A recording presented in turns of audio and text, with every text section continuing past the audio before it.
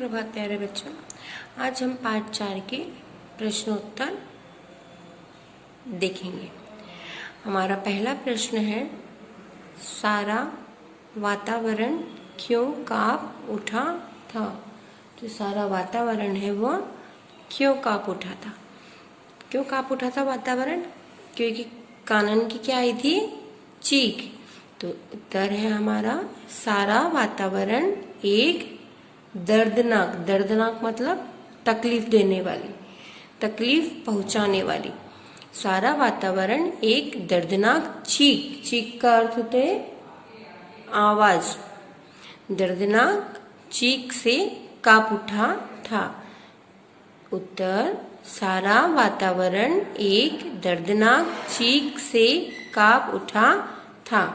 अगला प्रश्न है हमारा प्रश्न नंबर 2।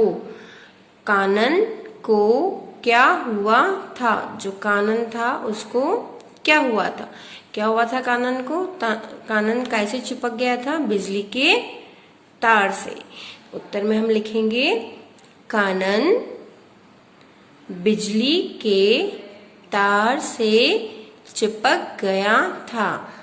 क्या हुआ था कानन को? कानन बिजली के तार से चिपक गया था। अगला प्रश्न है हमारा प्रश्न नंबर 3। अमित मन ही मन क्यों छटपटा उठा। अमित जो था वो मन ही मन क्यों छटपटा उठा।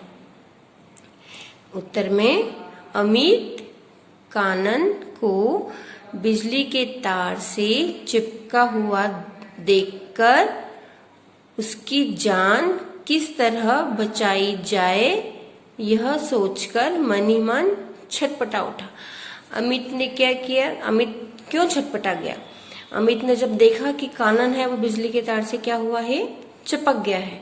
तो वह मन ही मन यह सोचने लगा कि मैं ऐसा क्या करूं जिससे मैं कानन की जान बचा सकूं। इसलिए वह यह सोचकर मन ही मन छटपटा उठा। ठीक है। अब हमारा अगला प्रश्न है प्रश्न नंबर 4। अमित कानन को करंट से छुड़ाने के लिए क्या ढूंढ रहा था। जब अमित ने यह सोचा कि मैं इसकी जान कैसे बचाऊं, तो वो कुछ ढूंढने लगा। और वो क्या ढूंढ रहा था? तो अमित कानन को करंट से छुड़ाने के लिए लकड़ी का टुकड़ा ढूंढ रहा था। क्यों ढूंढ रहा था लकड़ी का टुकड़ा? क्योंकि उसने सुना था कि लकड़ी के टुकड़े या रबड़ के जूते पहनकर हम करंट से किसी को भी छुड़ा सकते हैं। इसलिए अमित कानन को करंट से छुड़ाने के लिए लकड़ी का टुकड़ा ढूंढ रहा था। प्रश्न नंबर 5। प्रश्न नंबर 5 है हमारा, बिजली के तार से चिपक जाने पर उसे किस प्रकार अलग किया जा सकता है।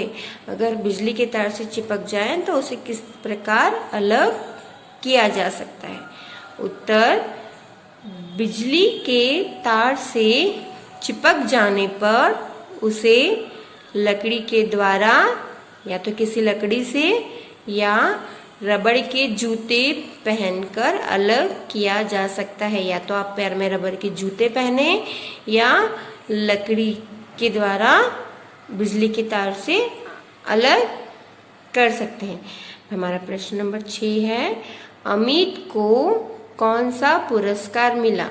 जो अमित था उसको उसके साहस के लिए कौन सा पुरस्कार मिला।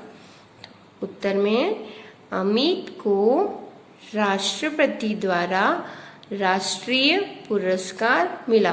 क्या मिला अमित को? अमित को राष्ट्रपति द्वारा राष्ट्रीय पुरस्कार मिला। प्रश्न नंबर 7। अमित के जीवन से क्या प्रेरणा मिलती है। जो अमित जो बहुत साहसी लड़का था, उसके जीवन से हमें क्या प्रेरणा मिलती है। उत्तर,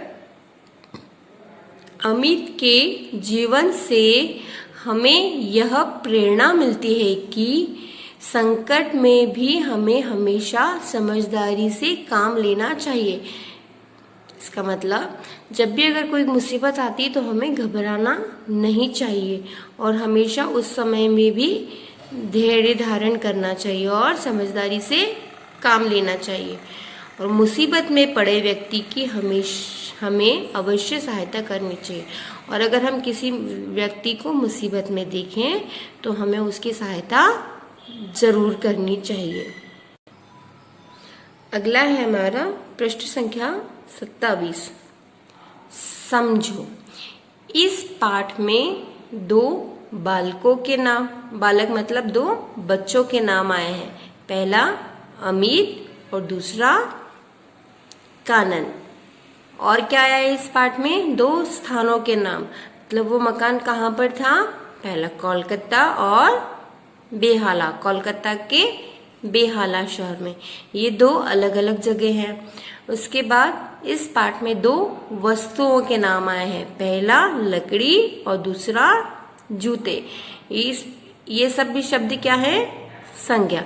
अब संज्ञा किसे कहते हैं? किसी भी व्यक्ति, वस्तु अथवा स्थान के नाम को संज्ञा कहते हैं। मतलब किसी भी व्यक्ति का नाम, जैसे आपका, आपकी मम्मी, पापा, दीदी, भैया, किसी का भी नाम, कोई भी वस्तु जैसे लकड़ी, जूते, पेंसिल, रबड़, ये आपकी वस्तुएं। और स्थान जहाँ आप रहते हैं, गरोठ, इंदौर, रतलाम, मुंबई, ये सब है जगह। तो किसी भी व्यक्ति, वस्तु अथवा स्थान के नाम को संज्ञा कहते हैं। अब हमें यहाँ पर इन्होंने लिखा है ऐसे ही 5 संज्ञा शब्द लिखो। हमें यहाँ पर 5 संज्ञा के शब्द लिखना है। पहला हमने लिखा अनीता। आप अनीता की जगह कुछ भी लिख सकते हैं, आप अपना नाम भी लिख सकते हैं, अनीता। दूसरा हमने लिखा कानन। यहाँ पर भी आप किसी का नाम लिख सकते हैं। अनीता और कानन ये किसी का नाम है। तीसरा हमने लिखा गरुड़ और हिमालय, ये स्थान के नाम है। और नंबर 5 हमने लिखा टेबल, ये एक वस्तु का नाम है। इस संज्ञा की परिभाषा क्या होती है? किसी भी व्यक्ति, वस्तु अथवा स्थान के नाम को संज्ञा कहते हैं। अगला प्रश्न है हमारा, दिए गए शब्दों को वाक्यों में प्रयोग करें। यहाँ पर शब्द दिए हैं, हमें उन शब्द का प्रयोग करना है वाक्यों में। और हमें ऐसे वाक्य बनाने हैं जिसमें इन शब्दों का भी प्रयोग हो। यहाँ पर पहला है हमारा सूझबूझ। हमने लिखा मुसीबत की घड़ी में हमें सूझबूझ से काम करना चाहिए। सूझबूझ मतलब समझदारी। मुसीबत की घड़ी में हमें सूझबूझ से काम करना चाहिए। नंबर 2 दूर दूर। इसका प्रयोग किया हमने। हरिद्वार में दूर दूर से सैलानी आते हैं। हरिद्वार में सभी लोग दूर दूर से आते हैं। क्या आते हैं? दर्शन करने, घूमने। अब लंबी सी। अमित लंबी सी लकड़ी तलाश रहा था। अमित क्या कर रहा था? लंबी सी लकड़ी तलाश कर रहा था। हमें वाक्यों का प्रयोग ऐसा करना है जिसमें हमारा ये जो लिखा हुआ शब्द है इसका भी प्रयोग हो। नंबर 4 धीरे धीरे। आसमान में धीरे धीरे अंधेरा छाने लगा। शाम को क्या होता है? एकदम उजाला होता है और धीरे धीरे क्या हो जाता है? अंधेरा हो जाता है। तो आसमान में धीरे धीरे अंधेरा छाने लगा। नंबर 5 खेल कूद। हमें हमेशा खेल कूद में भाग लेना चाहिए। कहीं पर भी अगर कुछ खेल कूद होता है तो हमें उसमें हमेशा क्या करना चाहिए? हिस्सा लेना चाहिए, भाग लेना चाहिए।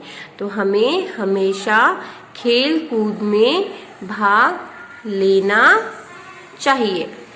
आपको आपकी कॉपी में जो करना है उसे PDF के रूप में भेजा जाएगा। आपको सिर्फ वही आपकी कॉपी में करना है।